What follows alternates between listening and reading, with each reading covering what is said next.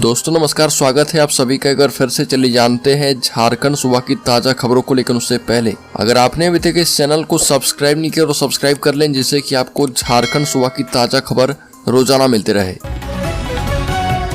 सबसे पहली खबर, अमन साव समेत 12 प्राथमिक अभियुक्तों के खिलाफ अभियोजन स्वीकृति का डीसी ने किया है अनुरोध।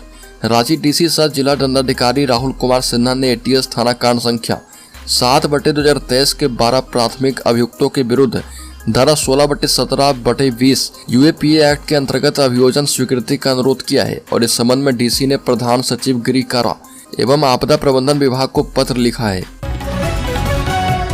वहीं अगली खबर की बात करें तो धुरवा डैम में 21 दिसंबर को होगा आपदा पर राज्य स्तरीय mock drill. Ranchi DC Rahul Kumar के निर्देश पर समाहरणालय में बाढ़ आपदा पर राज्य स्तरीय मॉक एक्सरसाइज को लेकर अपर समाहर्ता रांची राजेश कुमार बरवार की अध्यक्षता में बैठक हुई और बैठक में राजेश कुमार बरवार ने कहा कि आपदा को लेकर हम कितने तैयार हैं, आपदा आने पर इसे कैसे निपटा जाए, इसके लिए मॉक एक्सरसाइज आवश्यक है जिससे हम आपदा आने पर जान माल की सुरक्षा भी कर पाए। अपर समाहर्ता ने इस बैठक में सभी संबंधित अधिकारी से कहा कि 21 दिसंबर को धुरवा डैम में राज्य स्तरीय मॉक ड्रिल का आयोजन किया जा रहा। बड़ी खबर, सदन में नहीं बोलने देने से आहत बाबूलाल मरांडी ने स्पीकर पर लगाया अपमानित करने का आरोप। झारखंड बीजेपी के प्रदेश अध्यक्ष बाबूलाल मरांडी ने स्पीकर पर गंभीर आरोप लगाए और राज्य के मुख्यमंत्री और भारतीय जनता पार्टी के प्रदेश अध्यक्ष बाबूलाल मरांडी ने विधानसभा अध्यक्ष पर अपमानित करने का आरोप लगाते हुए नाराजगी जताई है। शीतकालीन सत्र के चौथे दिन भोजन अवकाश के बाद जब सदन में सरकार के द्वारा लाई गई स्थानीय नीति विधेयक पर चर्चा हो रही थी, उस चर्चा में बाबूलाल मरांडी सदन में कुछ बोलना चाह रहे थे लेकिन उन्हें बोलने नहीं दिया गया। अगली खबर, भाजपा विधायकों के हंगामे से बौखलाए इरफान अंसारी ने कहा कि जनता को गुमराह करने के लिए ऐसा करते हैं। सत्र में प्रश्नकाल शुरू होते ही बाघमारा के भाजपा विधायक ढुलू महतो ने सदन में सूचना देते हुए कहा कि झारखंड में जो परिस्थिति है, विशेष रूप से धनबाद में अवैध माइनिंग का, इससे हजारों आदिवासी की जान जा रही है।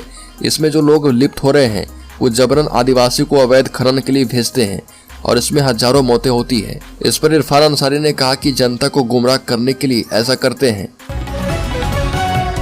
बड़ी खबर, हाईकोर्ट ने बीजेपी सांसद निशिकांत दुबे की याचिका निष्पादित की, सरकार को दिए निर्देश। झारखंड हाईकोर्ट ने देवघर एयरपोर्ट पर रात्रि विमान सेवा शुरू करने को लेकर दायर याचिका पर झारखंड हाईकोर्ट ने फैसला सुना दिया है। कोर्ट ने 19 सितंबर को सभी पक्षों को सुनने के बाद अपना फैसला सुरक्षित रख लिया था। बता दें कि कोर्ट ने राज्य सरकार को 1 महीने में सभी भवन मालिकों को मुआवजे का भुगतान करने का निर्देश दिया, साथ ही मुआवजे की राशि 25% बढ़ा दी है। इसके बाद हाईकोर्ट ने निशिकांत दुबे की याचिका को निष्पादित कर दिया। इस मामले में अधिवक्ता दिवाकर उपाध्याय ने निशिकांत दुबे का पक्ष रखा। याचिका निष्पादित होने के बाद उम्मीद की जा रही है कि अगले 1 महीने में देवघर में रात्रि विमान सेवा शुरू हो जाएगी। बड़ी खबर, हेमंत सरकार 29 को पूरा करेगी 4 साल, मोरहाबादी मैदान में होने वाला है भव्य समारोह।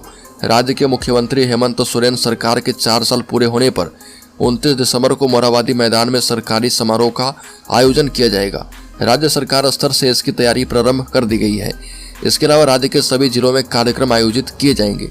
मुख्यमंत्री हेमंत सोरेन इस दिन राज्य के करीब 9,000 युवाओं को नियुक्ति पत्र का वितरण करेंगे और परिसंपत्ति का वितरण किया जाएगा। सड़कों भवनों का उद्घाटन शिलान्यास किया जाएगा और नई दिल्ली स्थित बने झारखंड भवन का भी उद्घाटन इसी दिन करवाने की योजना है।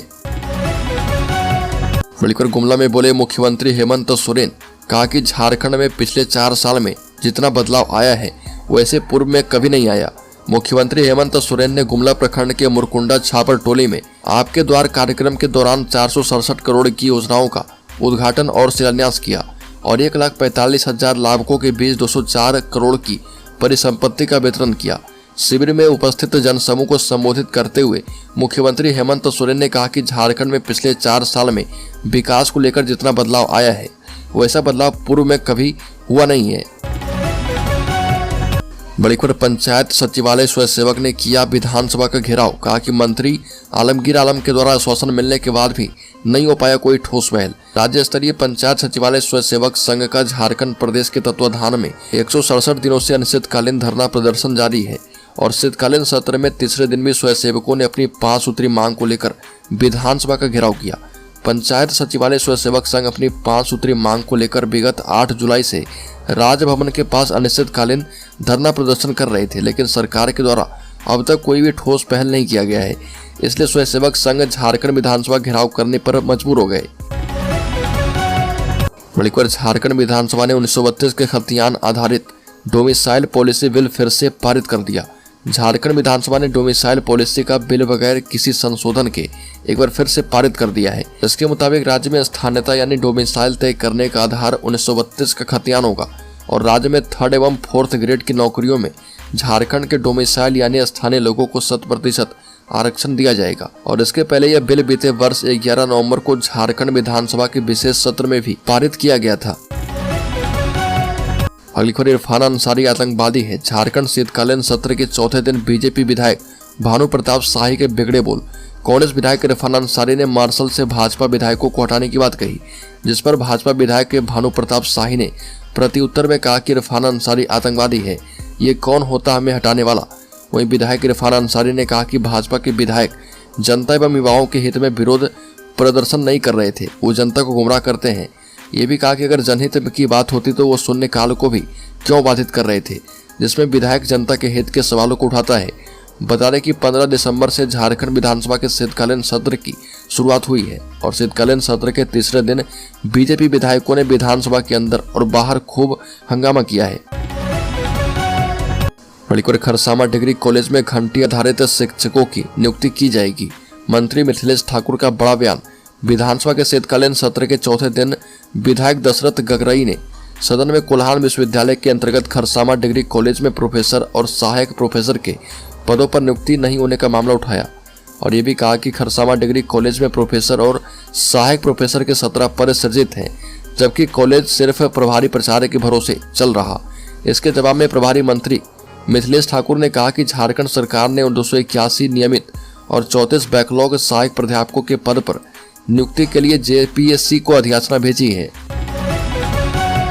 अगली खबर, 1932 के खतियानी कहलाएंगे झारखंडी। स्थानीयता विधेयक द्वारा पारित, राज्यपाल का सुझाव किया गया दरकिनार। नेता प्रतिपक्ष ने मंशा पर उठाए सवाल।